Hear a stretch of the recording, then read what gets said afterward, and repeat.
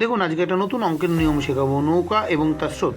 স্থির জলে একটি নৌকার বেগ 10 কিলোমিটার পার আওয়ার এবং নদীর স্রোতের বেগ 5 কিলোমিটার পার আওয়ার। স্রোতের অনুকূলের বেগ 1 ঘন্টা 12 মিনিটে নৌকাটি কত কিলোমিটার পথ অতিক্রম করবে? আমরা নিয়ম জানি।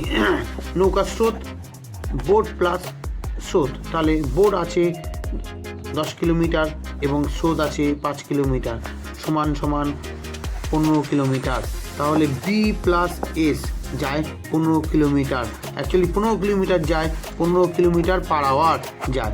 তাহলে 60 মিনিটে যায় 15 কিলোমিটার পথ। এখানে 1 ঘন্টা 12 মিনিট মানে 72 মিনিট। 72 মিনিটে কত কিলোমিটার পথ যায়? আমরা শর্টকাট নিয়ম শিখে নেব। এটা 5 বারং 60, এটা 6 বারং 72। এটার থেকে এটা 3 গুণ, এটার থেকে এটা 3 গুণ, মানে 6 গুণ 3, 3 6 18 কিলোমিটার পথ যাবে।